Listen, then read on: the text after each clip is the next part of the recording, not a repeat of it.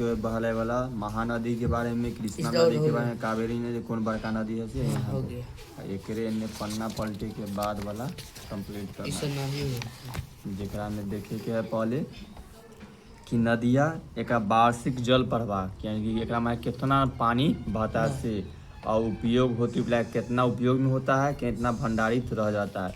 तो हिमालय से निकले वाली नदियाँ दूगो बड़का बड़का लिखल है, गंगा ब्रह्मपुत्र।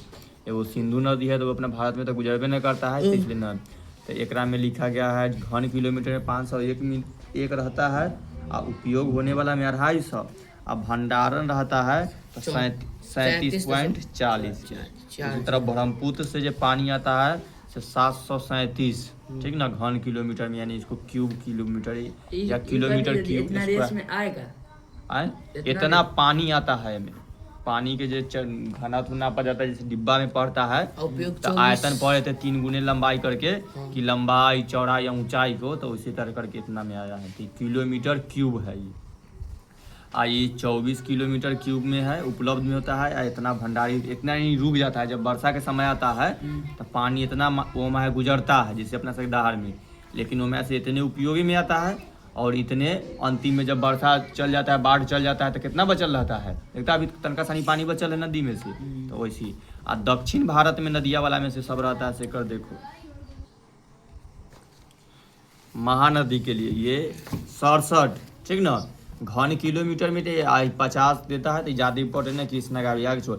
डेल्टायु भागों को छोड़ करके इन नदियों के क्षेत्र में इनके जल का उपयोग सिंचाई एवं यातायात के लिए बहुत कम है ठीक ना। तो डेल्टाई भाग के छोड़ करके कहा है कि इनका से जो पानी आता है से खेती उती बहुत कम होता है, आय माहे जाया भी रास्ता में उपयोग कम होता है। इनका मार्ग पथरीला और उबड़ खाबड़ होने के कारण नौका गमन के लिए उपयुक्त नहीं है।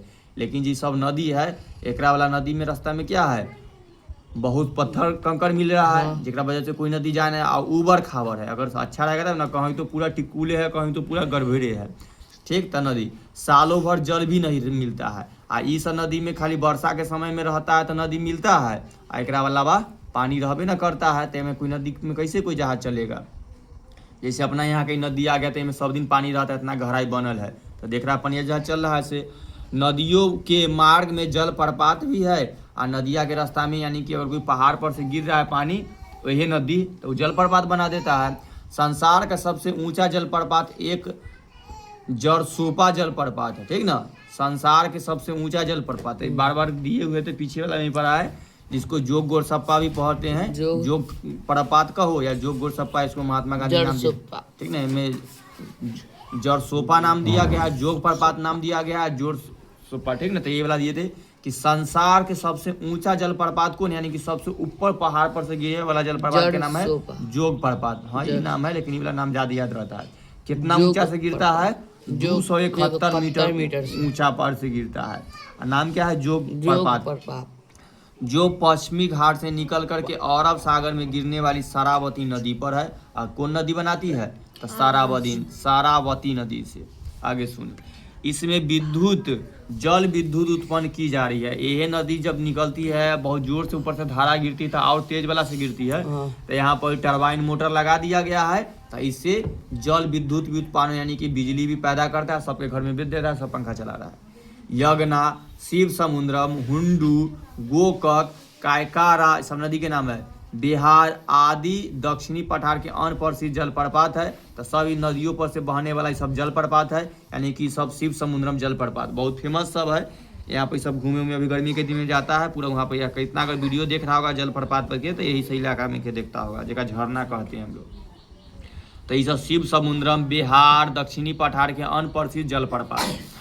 पश्चिमी तट की नदियों में गोवा स्थित मांडवी और जुआरी कर्नाटक स्थित कालिंदी सारावती नेत्रावती तथा केरल स्थित पैनारी पेरियार और पंबा उल्लेखनीय है। ये सभी छोटी और जलप्रपात बनाने वाली है ठीक ना। तो सब इलाका के अपना अपना नदी के नाम दे दिया। गोवा के 2 नदी का नाम दिया गया है मांडवी और जुआरी। तो नदियों में ये सब क्या बनाता है जलप्रपात। कर्नाटक में नदी के नाम है लालिंदी सारावती और नेत्रावती। अगला केरल के नदी के नाम दिया है या जलप्रपात समझ लो पोन्ननी पेरियार पंबा ठीक ना। ये सब उल्लेखनीय यानी कि बहुत फेमस जलप्रपात में है। आगे सुनो, सभ्यता और संस्कृति के विकास में नदी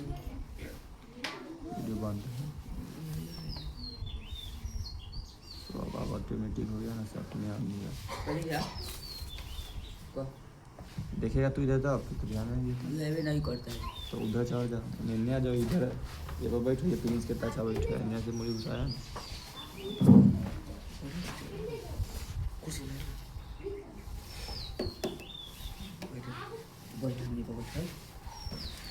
विश्व की प्राचीन सभ्यता सिंधु और गंगा की नदियों में ही विकसित हुई है। तब विश्व की जितना भी सभ्यता बना है कोई नदी के किनारे ही बना है, वैसे वो सिंधु नदी के किनारे बना है जो बहुत फेमस है, हड़प्पा सभ्यता, ठीक है ना, 7वां क्लास में ही पढ़ लिया। और गंगा की नदियों में ही विकसित हुए हैं। जीवन यापन के सभी साधन सुलभ थे और पानी जो इलाका में रहता है तो आने जाने में भी बहुत इजी हो जाता है, नैया से जाए आवे सामान लाने के लिए, फिर उसको पानी आसानी से मिल जाता है। कोई भी काम कर रहा था बड़ी जो ज़्यादा मात्रा में उसको पानी चाहिए तो नदी से ले सकता है। उसमें से हड़प्पा, मोहनजोदारो आदि विकसित नगर सिंधु घाटी में ही स्थापित हुए थे। सिंधु घाटी आज पाकिस्तान में चली गई। तो सिंधु घाटी सभ्यता किधर है? पाकिस्तान में। भारत के अंतर्गत गंगा की घाटी में शिवालिक के निकट मानव उत्पत्ति केंद्र बताया जाता है। तब भारत में मानव का उत्पत्ति सबसे पहले कहाँ हुआ था? तो गंगा घाटी के निकट जो शिवालिक है वहाँ पर ही मानव की उत्पत्ति का केंद्र बताया जाता है। गंगा घाटी मानव सभ्यता और संस्कृति का आदिकाल से ही केंद्र रहा है। और कहा जा रहा है कि सबसे पहले मनुष्य और सबसे ज़्यादा गांव बस्ती रहता था तो गंगे घाटी में रहता था। प्रयागराज और काशी भारतीय संस्कृति के प्राचीन केंद्र माने जाते हैं। और कैसे हिल और काशी जो है ये भी गंगा नदी के किनारे है। प्रयागराज तो कहा जा रहा है यह भी भारतीय संस्कृति के प्राचीन केंद्र माने जा रहे हैं, यानी कि यहाँ पे कोई ना कोई देवी देवताओं का घर मिला है और यहाँ पे बहुत सारे देवता है। प्रयागराज गंगा और यमुना के संगम पर स्थित है।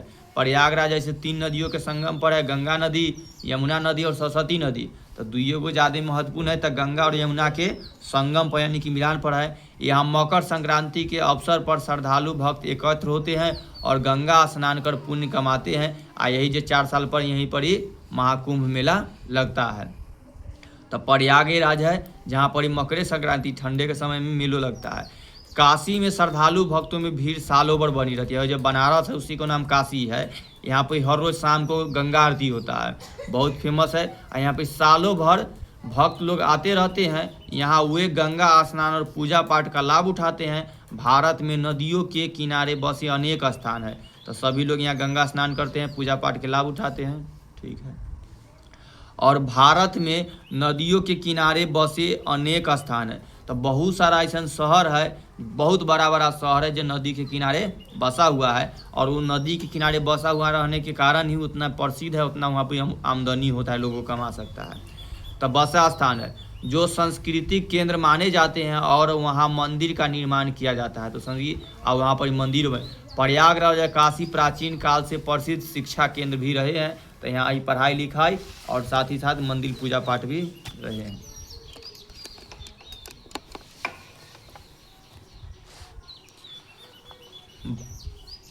अर्थतंत्र में नदियों का योगदान। भारतीय अर्थतंत्र में अर्थव्यवस्था में यहाँ नदियों की निम्नलिखित रहा। एक, सिंचाई के लिए महत्वपूर्ण। ये मन पीछे से कई बार देख लिया है कि जहाँ भी नदी है तो सबसे महत्वपूर्ण काम होकर क्या रहता है? सिंचाई, यानी कि खेत में पानी पटावे में सबसे ज़्यादा तभी वहाँ पर खेती भूमि जो इलाका में है। और भारत की आधी भूमि नदियों से निकली नहरों द्वारा सिंचाई होती है। तो भारत में जितना भी खेती उती होता है में से आधा से ज़्यादा किससे होता है? पानी नदियों के द्वारा आया हुआ जो नहर होता है वो से। अभी कभी कभी देखता है तो अपना गंगा नदी वाला जो नहर में आता है पुलवा पर, उनमें जब पानी रहता है तो लोग क्या करता है? जनरेटर गिरा देता है और सेक्शन गिरा करके पानी खींचने लगता है, ठीक ना। तो वो सिंचाई उसी से करता है। ये बाढ़ के समय नई मिट्टी बिछाकर मैदानी भागों में उर्वरक शक्ति बढ़ा देती है। और अगर यह नदी नहर रहता है तो अपना साथ ही नया नया मिट्टी आता है और सब तरफ पड़ जाता है, तो खेती भी अच्छा होता है चौड़ वाला में। सारा मैदानी भाग नदियों की मिट्टी में ही बना होने के कारण उपजाऊ है। जितना मैदानी भाग बना है तो नदी के द्वारा लाया गया नया मिट्टी से बना है। और जहाँ नदियों के नया मिट्टी हम लोग पढ़े हैं कि जलोढ़ मिट्टी को नया मिट्टी कहते हैं और उस पर खेती अच्छा होता है। ये यातायात के साधन राही है। प्राचीन और मध्य युग में नदियों से ही अधिक व्यापार होता है और अभी भी जितना समुद्री रास्ता है वो अब नदी वाला रास्ता है, उसी तरह पनिया जहाज जाता है और भारी से भारी सामान को भी ऊपर में लेकर चला जाता है। अब बहुत सस्ता होता है वो। तो सबसे ज़्यादा तो शुरुओं में पनिया जहाज से लोग जाता था और अभी भी नदिये के माध्यम से लोग व्यापार करता है। अभी भी एक दार पीछे बताए थे, अगर कोई दूसरा देश से हम लोग का कोई सामान आता है, तेल उल, तो पनिया जहाज पर बहुत ज़्यादा मात्रा में लोड होकर हाँ वो धीरे धीरे कोशिश किया जा रहा है। आज भी ब्रह्मपुत्र और गंगा नदियों में दूर दूर तक के स्टीमर चलते हैं। अभी गंगा से हल्दिया तक के जाए के है तो सब तक पनिया जहाज चलता है और वो पनिया जहाज के रास्ता अपने वहाँ होता है। अगर कोई कभी कोई दिखाई देता है तब और तो एक बार वो रास्ता से जाए तब। ये जल विद्युत उत्पन्न कर रही है और नदी से ही बिजली पैदा किया जाता है और जल शक्ति के संभवित भंडारण है। नदियों में मछलियाँ पकड़ी जाती है, नदियों में भी बहुत बड़ा व्यापार किया जाता है मछली पालन में।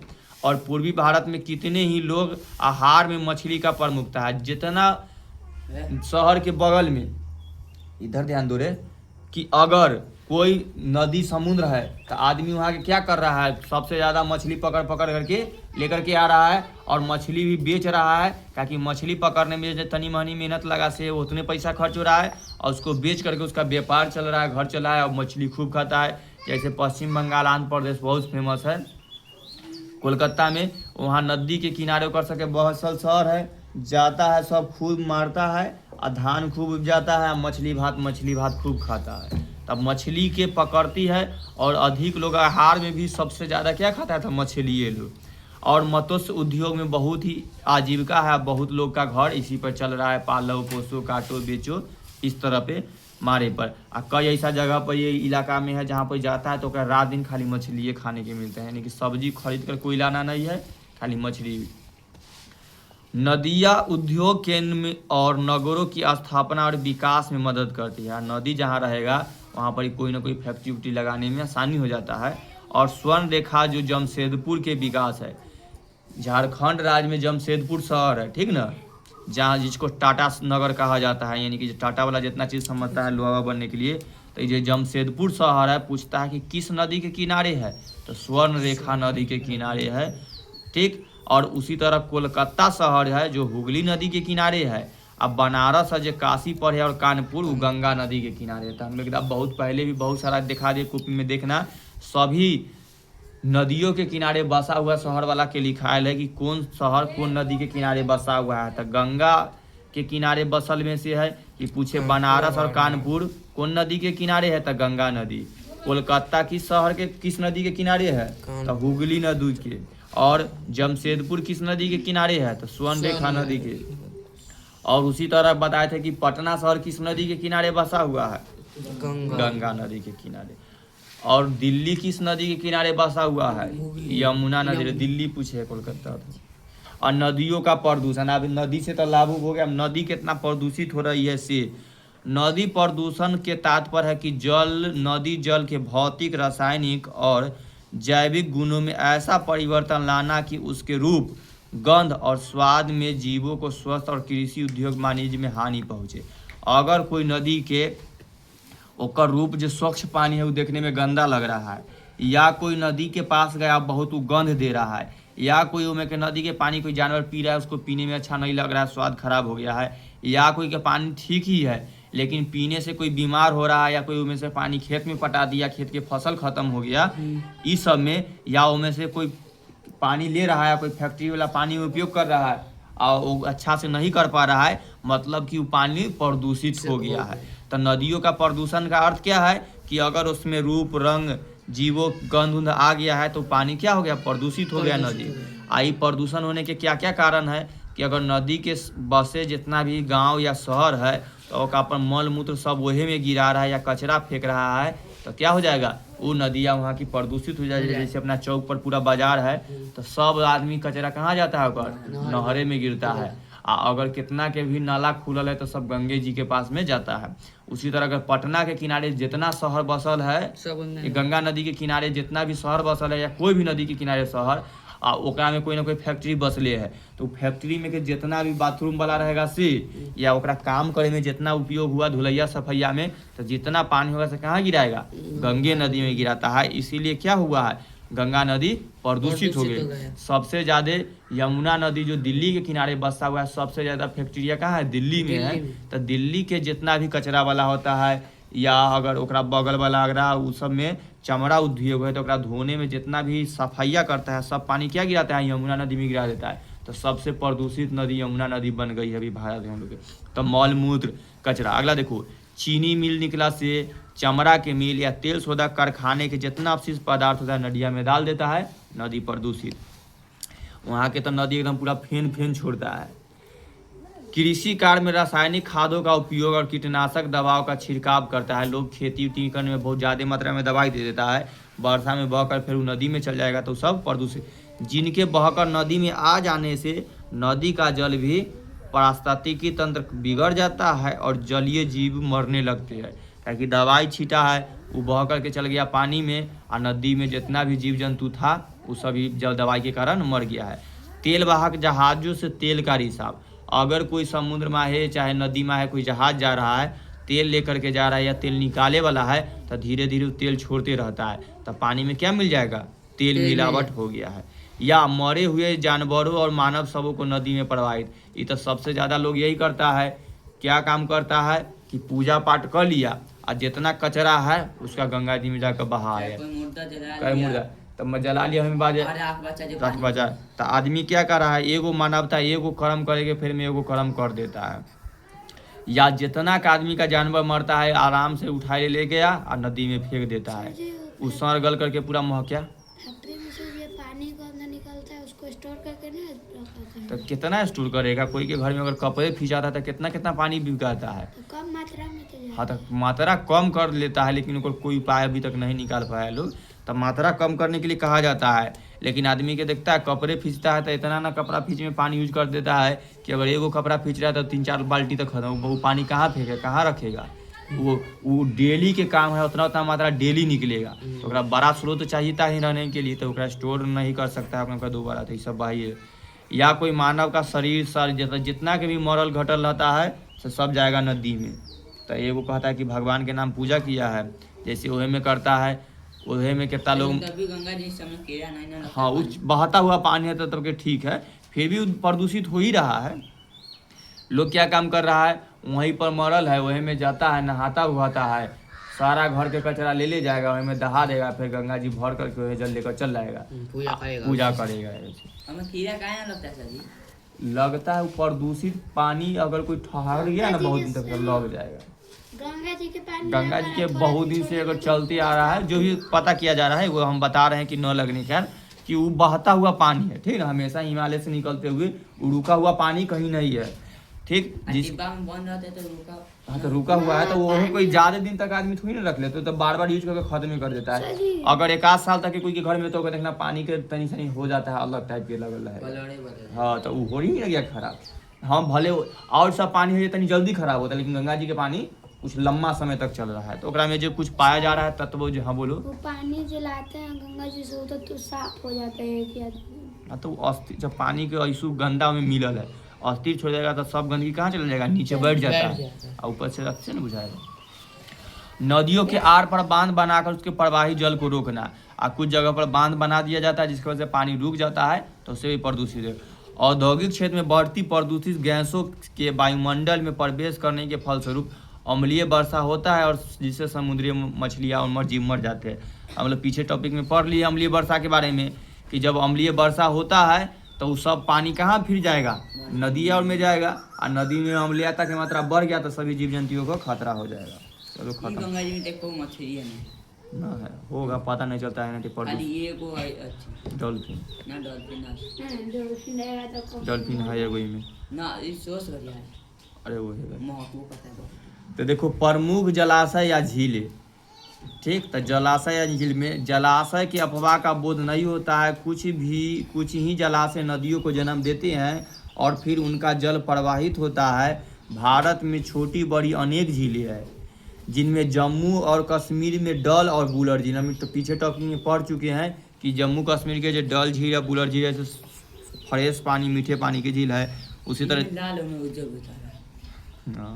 Colour light. तब खाली देखो नाम के साथ साथ जगह याद रखना कि कौन झील कहाँ है। डल और बुलर झील कहाँ है? जम्मू कश्मीर में। हिमाचल प्रदेश के झील का नाम है नैनीताल, भीमताल, ठीक ना। तो ये दू को नाम लिखा है। राजस्थान के झील का नाम है सांभर झील। बिहार के झील का इतना पढ़ लिया होगा काबर झील, जो बिहार में कहाँ है, बेगूसराय। उसी तरह बिहार के बेतिया में पाया जाता है सरयामान झील। उसी तरह दरभंगा में है लक्ष्मी सागर झील। विशेष रूप से उड़े बुलर सबसे अधिक ऊंचाई पर स्थित है। डल झील जम्मू कश्मीर अत्यंत रमणीय झील है जिसका आकार घटता जा रहा है अवसादों के भरने से। और राजस्थान के सबसे खारा पानी का झील है जिसमें नमक की प्राप्ति होती है, सांभर झील नाम दिया गया। अब देखो अपभ्रंश घाटी, जिसका उदाहरण दामोदर घाटी, इसमें तलैया बांध है जो मानव निर्मित, यानी कि मानव उस बांध को बना दिया है। हाँ, मानव निर्मित यानी कि मानव बनाया उस बांध को। नाम क्या है, तलैया बांध, जो कौन से नदी घाटी पर है, दामोदर घाटी पर, जो अपभ्रंश झील है। तो ये क्या नाम बन गया, झील। झौरन झील का नाम है। तो झौरन झील कैसे बना है, ऐसी झील मध्य गंगा घाटी के मध्य रूप में पाई जाती है। बिहार के काबर झील इसी प्रकार के है। तो काबर झील किस प्रकार की झील है, तो झौरन झील। इन झील के प्रकार है, भारत में झीलों के प्रकार है 7 गो, कि कोई अपभ्रंश से बन गया, कोई लैगून झील बन गया। लैगून झील इधर है, जो अगर ऊपर से समुद्री पर से कोई अथी टूटता उठता है ना, अथी नदी के किनारे वाला पानी, समुद्र के किनारे वाला अगर उस झील में घुस गया है तो लैगून झील कहलाता है, ठीक ना। आगे सुनो। तो पहले काबर झील किस प्रकार का झील है, तो झौरन झील है। बेतिया और सरैयामान झील भी झौरन झील है। और झौरन झीलों का आकार गाय के खुर के समान होता है, जो ऐसे चित्र वाला दिखता है ना, गाय के पैर, उसके तरह होता है। और अतः इसे गोखुर झील भी कहते हैं, इसीलिए गाय के खुर के तरह होता है तो गोखुर झील भी कहा जाता है। नदी से परिपक्व हो जाने के कारण इसके परिपक्व झील भी कहा जाता है। आगे सुनो, लैगून झील या अनूप झील कहते हैं ऐसे झील जो समुद्र तट के सटल में कोई झील है और उसमें जहाँ समुद्र का जल बंदी न रह जाता है। पूर्वी समुद्र तट का चिल्का झील और पुलिकट झील इसी का उदाहरण है। और समुद्र के पानी न अगर उस झील में आकर के मिल रहा है तो उसको लैगून झील कहेंगे। उसका 2 सबसे बड़ा उदाहरण है। चिल्का झील कैसा झील है, तो लैगून झील है जो उड़ीसा में है। एगो पुलिकट झील है, यह भी लैगून झील है। अब क्रेटर झील है, जब पुराने ज्वालामुखी के मुंह पर बने झील को क्रेटर झील कहते हैं। अगर कहीं ज्वालामुखी बनल है या फट करके गिरा है और वहाँ पे गड्ढा सन के हो गया, वर्षा के पानी जम गया, उस सालों भरों में पानी जमल है, तो वहाँ पर फिर क्रिएटर झील बन गया। क्रिएटर के मतलब होता है बनना, तो क्रेटर। उसी तरह महाराष्ट्र में एगो लोनार झील है जो इसी का उदाहरण है, जिसकी आकृति गोल है। ये तो लोनार झील को कहा जाता है कि ऊपर से उल्का पिंड गिरा था, वहाँ की मिट्टी धंस गया और यहाँ पर झील बन गया, तो नाम क्या पड़ गया, लोनार झील, ठीक ना। तो उल्का पिंड से बनने वाला झील का नाम क्या है, तो लोनार झील है। आप पूछेगा बार बार कि लोनार झील कहाँ पर है, ठीक ना, तो महाराष्ट्र में है।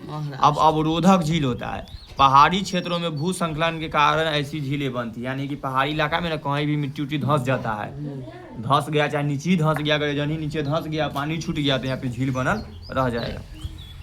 और हिमालय क्षेत्र में गोहना झील का निर्माण इसी प्रकार है। तो हिमालय पर्वत पर जो झील है, या हिमाचल प्रदेश के, ओकर झील का नाम क्या है, गोहना झील। अब भूगर्भीय झील होता है, पर्वत निर्माण के समय बने गड्ढों में जल भर जाने से ऐसी झीलें बनती है। और रे कहेला हिलता है रे। और हिमालय क्षेत्र में बुलर झील इसका उदाहरण है। और हिमानी झील वह होता है जो हिम नदों से पिघलने से पहाड़ी क्षेत्रों में झील बनता है, जहाँ पर बहुत ज़्यादा मात्रा में ऊपर में पर्वत है, पर्वत पिघल करके आकर नीचे पानी जम गया और जनी झील बन जाता है। यानी कि बर्फ वाला हिमालय पर्वत पर गया हुआ झील मिल रहा है तो उसको हिमानी झील कहती हैं। ओकर उदाहरण है हिमालय, जैसे नैनीताल का उदाहरण। नैनीताल के जितना भी झील है, सब झीलों के महत्व कई कारणों से। अब झील का महत्व क्या है, कुछ झील नदियों को जन्म देती है, कुछ झील वही झील से फिर नदी निकलने लगती है, तो कुछ नमक का काम करते हैं, कुछ सुहागा आदि प्रदान करती है। नदियों के बहाव को संतुलन रखने में झील सहायक होता है। पर्यटक के लिए भी आकर्षक केंद्र होता है, क्योंकि झील में ज़्यादा मात्रा में पानी नहीं होता है, लोग घूमे जाता है, में बउआता है, और बहुत सारा पक्षी उक्षी में आकर के बैठे तो लोग को देखने में मजा आता है, पेड़ पौधा आता है, नैया चलाता है, घूमता है। ये पक्षियों को आश्रय प्रदान करती है तथा सिंचाई के साधन में भी उपयोग होता है। वह झील में से लोग पानी उनी पटाने में काम कर देता है। कृत्रिम झीलों से बिजली का भी उत्पन्न होता है, तो बिजली भी उत्पन्न करता है। तो झील के बारे में हो गया। अभी हम नदिया के बारे में फिर यहाँ से पढ़ेंगे। दूषित जल में पली मछली आदि के खाने से खाद्य अपरिपसरम जैसी समस्या उत्पन्न होती है। पीछे बेंच पर बैठो तो घसक के हुआ चल जाता है। हाँ समस्या है। तो इसीलिए अगर कोई नदी प्रदूषित होल है, ठीक ना, या झील प्रदूषित होल है, अगर उसमें कोई मछली है और वो मछली को कोई खा रहा है तो उससे आदमी को भी बीमारी हो जाएगा। नदी प्रदूषण बढ़ने पर पीलिया आदि घातक रोग होता है। ताकि अगर किसी भी गंदा प्रदूषित पानी है ना, ओकरा अगल बगल वाला इलाका में रहेगा तो वहाँ पर पीलिया रोग हो जाता है, जो होने की संभावना है। नदियों के प्रदूषण रोकने का उपाय अब देखो तो यही सब है कि नदी के किनारे जितना भी कल कारखाना स्थापित नहीं किए जाए। तो इसीलिए कई जगह के वहाँ पर जो यमुना नदी के किनारे था ना दिल्ली में, तो वहाँ के या आगरा शहर में बसा वाला ओकरा दुर्गर बसा दिया गया है, ठीक। तो जो ओकरा बगल वाला है उसको नहीं किया गया है। नदियों में मल मूत्र कचरा अपशिष्ट पदार्थ को नहीं गिरा जाएगा, जे कारण होगा न करने के लिए कहेगा। बड़े शहरों में भीड़ वाले घाटों पर शौचालय बनाया जाए तथा धोबियों के लिए अलग घाट की व्यवस्था किया जाए, तो शौचालय के लिए अलग व्यवस्था। पशुओं एवं मानवों के शवों को नदियों में प्रवाहित करने पर प्रतिबंध लगाया जाए। जो लोग जानवर को सब मरता है बसों में गिरा देता है, सब रोक लगाने के लिए क्या है। जन सामान्य को नदी का जल स्वच्छ रखने को प्रेरित करते हुए प्रदूषित होने से बचाए रखने के उपाय बताया जाए और सभी को बताया जाए नदी का महत्व, उसको प्रदूषित न करे, कोई भी कचरा चीज़ों में न डाले। न तो आदमी जाकर उसमें पेशाब करने लगता है, जाता है बाथरूम करता है तो उसमें धोने लगता है। जितना घर के पूजा पाठ करने वाला होता है फूल पत्ती से उसमें गिरा देता है, अपनों भी देता है, अपना कपड़ा धो लेता है, धोबी घाट सके। अवसादन रोकने के लिए नदी तट ऊंचाई किया जाए और उन पर वृक्षारोपण किया जाए। नदी उदी के बगल में वृक्ष लगाने के लिए कहा जाता है। आगे राष्ट्रीय नदी संरक्षण, तो इसीलिए सरकार एगो योजना चलाया है, जिस योजना के बारे में अब हम लोग पढ़ेंगे। तो राष्ट्रीय नदी संरक्षण योजना, तो सरकार न राष्ट्रीय नदी संरक्षण योजना, तो कि भारत की राष्ट्रीय नदी का नाम क्या है? संरक्षण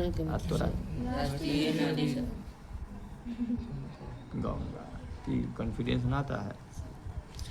तो भारत की राष्ट्रीय नदी में गंगा नदी का काम किया जाता है, तो उसी को बचाने के लिए वो संरक्षण का मतलब बचाने की योजना चला है सरकार। संरक्षण को बचाने की, हाँ संरक्षण मतलब बचाना था, नदी का संरक्षण। तो बढ़ती जनसंख्या और बढ़ते कल कारखानों के चलते पवित्र गंगा तथा प्रदूषित होने से नहीं बचाई गई है। तो इतना जनसंख्या बढ़ा है तो नदी क्या हो रही है? प्रदूषित हो रही है। तो हम लोग जानते हैं कि हम लोग के पुराणों में गंगा नदी को पवित्र माना गया है और पवित्र गंगा नदी कहा गया कि गंगा मैया है, तो ये पवित्र है लेकिन ये प्रदूषित हो रही है। तो इसको बचाने के लिए देश की जनसंख्या का एक बड़ा भाग इसके जल का उपयोग करता है और पारिस्थितिकी की गंभीरता को देखते हुए 1984 में तत्कालीन प्रधानमंत्री राजीव गांधी ने गंगा की सफाई के लिए 290 करोड़ रुपए की लागत वाली गंगा कार्य योजना शुरू किया, ठीक ना, राष्ट्र को समर्पित किया। तो कब? 1984 में, 85 में। उस समय के जो प्रधानमंत्री थे राजीव गांधी, जो पहले बार बनवे किए थे, 5 साल कार्य था, अंतिम समय में बम फूट कर मृत्यु हो गया, मर गए थे। एगो महिला बम बांध के आई, देह में इनसे मिलने आई, देह पर फोड़ दी, गला मिली, हाँ सब उड़ा दिए, ठीक ना। तो 1985 में जिस समय तत्कालीन प्रधानमंत्री राजीव गांधी थे, वो गंगा नदी को सफाई करने के लिए पैसा दिए, 290 करोड़ रुपये लगाए और योजना का नाम रखे गंगा कार्य योजना, ठीक ना, गंगा एक्शन प्लान, राष्ट्र को समर्पित किए। सरकार की ओर से 1995 में राष्ट्रीय नदी संरक्षण योजना चालू की गई। फिर 1955 में वो योजना लाया गया नेशनल रिवर कंजर्वेशन प्लान, ठीक, जिसका नाम रखा गया राष्ट्रीय नदी संरक्षण योजना। और कई नगरों में गंदे नालों और नदी में न गिरा कर उन्हें अलग मोड़ने का काम आरंभ किया गया और सभी लोग को इस तरह से काम बहुत जोर तोड़ से चला। इस जल को साफ कर पंपिंग सेट से पंप करके खेतों में पहुंचाना, और साथ ही यह सा काम किया गया कि नदी को साफ करके और वहाँ पंपिंग से, यानी कि जब लगल रहता है तोड़ने जनरेटर की आराम से आ जाता है, काम किया गया पंपिंग सिस्टम से खेत को साफ करके पानी और सिंचाई का प्रयोग में कार्यक्रम का उद्देश्य रखा गया। और 1995 में गंगा कार्य योजना के दायरे को बढ़ाया गया और तथा अन्य नदियों में भी इनके अंतर्गत ले लिया गया राष्ट्रीय नदी संरक्षण योजना। फिर इसी को नाम क्या दिया गया? राष्ट्रीय नदी संरक्षण योजना का उद्देश्य है कि जल के बड़े स्रोत के रूप में कार्य कर रही नदियों जल की गुणवत्ता सुधारना है और इसके लिए नदियों के प्रदूषित भाग के रूप में चिन्हित हिस्सों के किनारे बसे विभिन्न शहरों को प्रदूषण कम किया जाता है और जिसका फिलहाल NRCP जिसका नाम रखा है गंगा तथा उसकी सहायक नदियों को छोड़ करके उसके अंतर्गत 14 राज्य और 75 शहरों में 31 नदियों को प्रदूषित हिस्से आते हैं और इसके अंतर्गत अभी तक 24 यानी कि 2445 मिलियन लीटर पानी को शोधन की क्षमता तैयार कर दी गई है, यानी कि उसको शोध करके पानी साफ करने के लिए। और अब तक किए गए कार्यों की परीक्षण के सिद्ध हो चला गया है कि लगभग सभी जगहों पर नदी जल की गुणवत्ता में कुछ सुधार हुआ है। अब उसी पर नरेंद्र मोदी जी जब आए तब 2014 से 15 में नमामि गंगे फिर योजना चलाए, उससे पीछे के सरकार खूब चलाया, बहुत काम किया। तब भारत सरकार ने गंगा के प्रदूषण नियंत्रण को निमित्त गंगा जल जीर्णोद्धार मंत्रालय का गठन किया और साथ ही 2014 से 15 के बजट में नमामि गंगे योजना के तहत गंगा नदी की सफाई के लिए अन्य कार्यों के लिए 2037 करोड़ रुपये का आवंटन किया। यानी कि इन सभी कार्यालयों में सभी मंत्रियों ऑफिसरों को पैसा इतना दिया गया कि गंगा नदी को सफाई करो। सब मंत्री सब पैसा के घर बना लिया, गंगा नदी जैसे के तैसे रह गई। राष्ट्रीय जल संरक्षण केंद्र का निर्माण, नदियों में जल वर्षा तथा हिमांदो ये पूछेगा नमामि गंगा कब स्टार्ट हुआ था 2014 में, ठीक ना, 2014 नहीं दिया ना। 14 से 15। हाँ, पूरे देश में जल का वितरण एक समान नहीं है, इससे सभी राज्यों की आवश्यकता पूरी नहीं हो पाती है। कुछ नदियों के मामले में ऐसे एक राज्य का जल स्रोत एक अधिकार स्थापित हो जाता है तथा पड़ोसी राज्य आवश्यक जलपूर्ति से वंचित हो जाता है, ठीक ना, क्योंकि नदी सब राज्य में अच्छा से न मिल पाता है। कितना राज्य में तो नदी के लिए लड़ाई भी कर रहा है कि हमारा पानी ना आ रहा है तो कह रहा है हमारा पानी ना, केरल, कर्नाटक, आंध्र प्रदेश समेत, तथा पड़ोसी राज्य आवश्यक जलपूर्ति वंचित हुए। इसके कारण जल वितरण के लेकर विभिन्न राज्यों में बीच विवाद भी पैदा हो गया है। देखो अगला विवाद पढ़ो, इधर सुनो जाता है। अतः केंद्र सरकार को चाहिए कि वह राष्ट्रीय जल संग्रहण केंद्र की स्थापना कर संबंधित राज्यों को जरूरत के मुताबिक जल पूर्ति करे, ठीक ना। तो कह रहा है कि केंद्र सरकार यानी कि जो मोदी वाला होता है भारत सरकार, उस सभी राज्य को अपना अपना बंटवारा करे अच्छा से और पानी के दे। ऐसा करने से विभिन्न राज्यों के बीच विवाद को हल हो जाएगा, बाढ़ तथा सुखाड़ पर भी नियंत्रण किया जाएगा। अंतर्राज्यीय नदियों को जोड़ने की योजना इस नदी के प्रभावशाली रहेगा। मानव जीवन का अपवाह तंत्र का प्रयोग, कहा गया है कि जल ही जीवन है। अपवाह क्षेत्र में जल की प्राप्ति से लोगों को तरह तरह के क्रियाकलापों में विकास में मदद मिलती है। इससे मानव सभ्यता और संस्कृति का भी विकास होता है। अपवाह तंत्र का प्रभाव कृषि पर सबसे अधिक पड़ता है। अब पानी से सबसे ज़्यादा खेती होता है। नदियों के निक्षेप में बने मैदान बहुत उपजाऊ होता है और नदियों से जो बनाया गया मैदान है वो बहुत ज़्यादा उपजाऊ होता है। नदियों के प्रभाव से ही भारत के 40% भूमि पर जलोढ़ मैदान मिलता है और नदी के वजह से ही जलोढ़ मिट्टी कितना परसेंट मिलता है, 40%। जब खेती खूब होता है गेहूं के लिए, जहां तरह तरह के फसलों का उत्पादन किया जाता है। कृषि पर आधारित कई निर्माण उद्योग भी विकसित हुए हैं और कृषि पर आधारित जितना भी है, अगर कोई आटा चक्की खुल रहा है नौता वाला ना है, वो हजाम बउआ वाला है। आगे देखो ठाकुर जी हजाम जी वैसी, हाँ वो वैसी ठंडा में वो कम्बल से काम चला लेते हैं, वैसी ऐसी बात उत बनाएंगे, खाए पिए वाला सामान। निर्माण उद्योग में भी विकसित हुए हैं। कृषि और उद्योग के विकास से मानव का जीवन सुखमय होता जा रहा है। अपवाह क्षेत्र में जनसंख्या तेजी से बढ़ रही है और भारत की सर्वाधिक जनसंख्या नदी घाटियों में मिलती है, क्योंकि जनसंख्या बढ़ने के कारण है कि जे शहर नदी के किनारे है तो वहाँ पर ही बहुत सारा फैक्ट्री हो रहा है। अगर फैक्ट्री खुल रहा है तो वहाँ पर लोग कमाने जाता है, वहीं पे बच जाता है। तो पटना की जनसंख्या दिन पर दिन बहुत बढ़ रहा है। तो जहाँ भी सके बड़ा के जनसंख्या है बढ़ रहा है।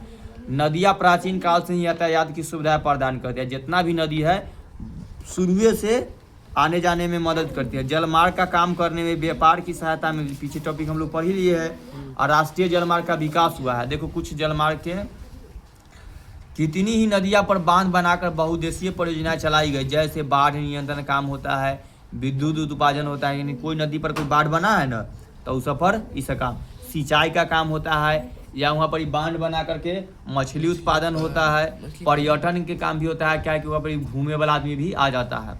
और जवाहरलाल नेहरू गर्व से बांधों को आधुनिक भारत के मंदिर कहा करते थे।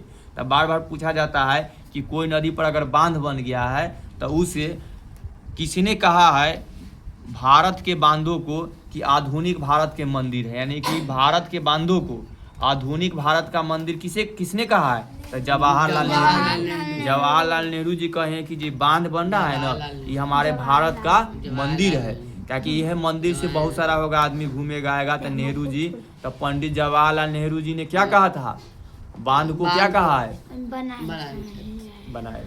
मारेंगे तब ना भुतला जाता है, तुमने तो अपने बतिया कर जाता है। जवाहरलाल नेहरू जी बांध को क्या कहा प्रिंस, मंदिर, हाँ भारत का मंदिर। तो आधुनिक भारत के मंदिर कहे हैं, तो आधुनिक भारत के मंदिर किसने कहा है, जवाहरलाल नेहरू, ठीक ना। पंडित, देखो पंडित जी, हाँ क्वेश्चन आंसर कि कौन गंगा की सहायक नदी नहीं है, ठीक ना। बेतवा, सोन, लोहित, चंबल, खोज लो। सोन तो है बेतवा है ना सही, लोहित ना लोहित है, चंबल, सोन, बेतवा। चंबल तो जब नदी वाला पढ़ा था तो गंगा नदी के नियर था, ठीक ना। चप्पल है हो गया, छुट्टी कर रहे हैं। यहाँ गंगा नदी है, देखो एक ये सब नाम सुनो, चंबल, बेतवा, केन, सोन, ये सब क्या है, ये सब इसके सहायक नदी है गंगा नदी के, ठीक ना। लेकिन इनमें चारों में से ऑप्शन एगो गायब ना है, या लोहित, ठीक ना। तब बेतवा, सोन और चंबल ही है, तो ये नहीं है। इसी तरह टिक लगाने कंप्लीट कर। लोनार झील कहाँ अवस्थित है, लोनार झील कहाँ, अभी तुरंत पढ़े हम लोग। ऑप्शन सुनो, राजस्थान, मध्य प्रदेश, महाराष्ट्र, कर्नाटक। महाराष्ट्र में सही, महाराष्ट्र में था, अनरा के लिए पड़ता है सब। और उसी तरह भरे वाला था। गंगा नदी की लंबाई कितना है, 25 किलोमीटर। देखो किस नदी को सांपों के नाम से जाना जाता है, ब्रह्मपुत्र नदी को। उसी तरह सब करने वाला था। महानदी डैश की उड़ीसा से होकर के बहती है, तब महानदी, हम महानदी एगो और नदी से राज्य से बहती है। सोन किसकी सहायक है, तो गंगा नदी की। डैश नदी अपभ्रंश से बहती है। भारत में खारे पानी की झील कौन कौन है, बुल्लर झील, हाँ बुल्लर झील नहीं है, वो सब मीठा झील वाला है। चिल्का झील, खारे पानी का झील का नाम है सांभर झील, हम लोग यहाँ पढ़े, ये देखो अरे तेगु तो सही बोले इधर देखो, राजस्थान की सांभर झील है, ठीक ना। ये सब खारे पानी वाला था ना। 40 हो गया, अच्छा छुट्टी तो हम कर रहे हैं, बाकी बात क्वेश्चन है सबके आंसर सब पीछे दे 2 मिनट और